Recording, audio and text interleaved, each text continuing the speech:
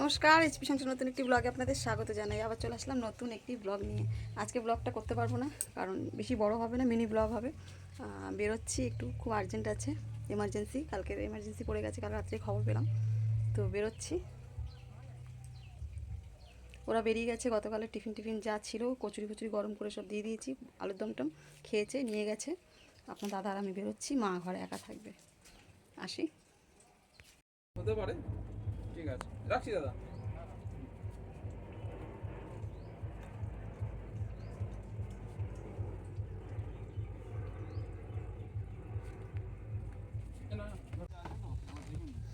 Original বলতে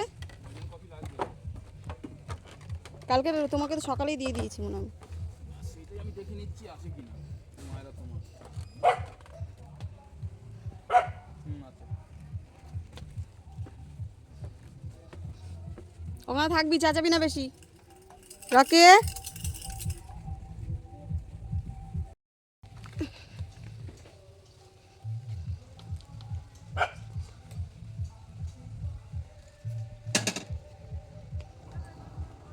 tata. ও মা আসছি।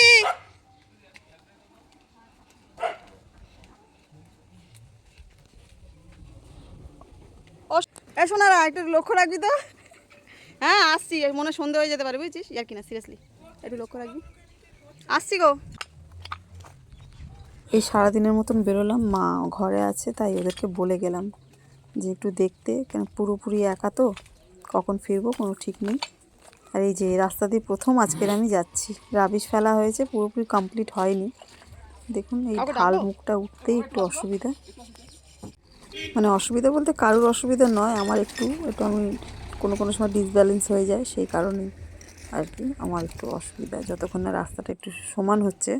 আর এই হচ্ছে একটা আমার গাড়ি, মানে এত সমস্যা গাড়িটা, মানে যখন তখন জানি না, বুঝি তো না আমি, কিন্তু যখন তখন বন্ধ হয়ে যায়। কোথাও যদি এমার্জেন্সি যাওয়া থাকে, এই গাড়ি নিয়ে যাওয়াটাই মানে বিপদ। আর এই ড্রামগুলো দেখছেন, এর মধ্যে কিন্তু মাছ লাফাচ্ছে, জানেন তো, ওই কী শিঙি না মাগুর, সেই মাছ আছে। আমি থাকি ঠিকই এখানটায়, কিন্তু এইসব জায়গায় মানে এই যেগুলো বানানো রয়েছে চৌবাচ্চা টাচ্চা, এখনও আমার ঠিকঠাক মতন না দেখা হয়নি আর কি। তো যাই হোক, আপনার দাদা যাচ্ছে স্কুটিতে হাওয়া ভরাতে, ততক্ষণ আমি দাঁড়াই, হাওয়া ভরিয়ে এসে তারপর বেরোবো আর কি। ও সরি, স্কুটি নয়, স্কুটির চাকায় হাওয়া ভরাতে যাচ্ছে, বলাটা আমার ভুল হয়েছে।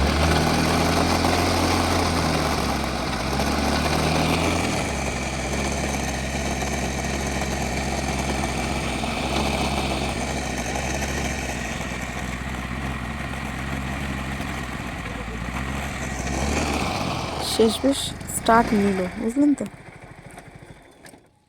ও কুল গাছটা কেটে দিয়েছে।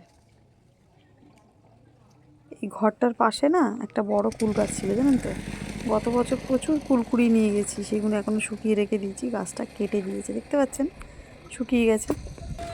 চলে এসেছি গড়িয়া, আমার দাদা গেছে স্কুটিটা গ্যারেজে রাখতে, ততক্ষণ দাঁড়িয়ে আছি। এবার যাবো, টিকিটটা কাটবো, কেটে ট্রেনটা ধরবো আর কি। দেখি আসুক আপনার দাদা, কতক্ষণ লাগে।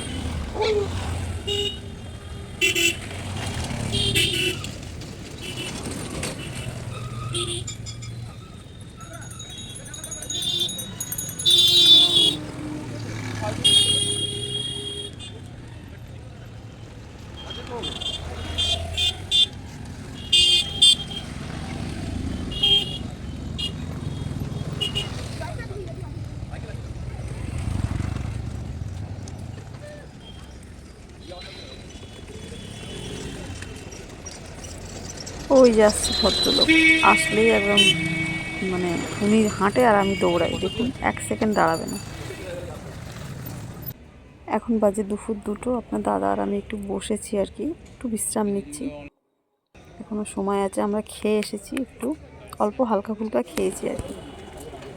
কাজ মোটামুটি হয়েছে, আমরা বাড়ির দিকে ফিরছি, গড়িয়ে আমরা যাচ্ছি বাইকটা নিতে আর কি, স্কুটিটা নিয়ে বাড়ির দিকে যাবো। এখন কটা বাজে জানেন? এখন বাজে 6টা, এখনও বাড়ি পৌঁছাতে পারিনি। শরীরটা খুব ক্লান্তি লাগছে, মানে গা হাত পা ভীষণ ব্যথা। বাড়িতে গিয়ে কতটা কি করতে পারবো জানি না, আগে গিয়ে পৌঁছাই ভাবছি, কী করি, বাজার হাট করলাম না আর কি, যা হবে কালকে দেখা যাবে। আমার তো এই চাদরেই মোটামুটি হয়ে গেছে। আপনি আপনার দাদাকে বললাম যে জ্যাকেটটা ডিক্কি থেকে বার করে নিয়ে একটু গায়ে দিয়ে নাও, কারণ যদি হাওয়াটা কানে মাথায় লাগে, ঠান্ডা তো নেই ঠিকই, কিন্তু আরও মাথাটা তো যন্ত্রণা করবে। তো আপনার দাদা বললো লাগবে না। চলো ঠিক আছে। সেই সকালে বেরিয়েছি, এই ঢুকছি। ফ্ল্যাশ মানে অন করতে পারছি না, তাই ভিডিও আজকে ছাড়তে পারবো না, 2 দিন পর। রাখলাম।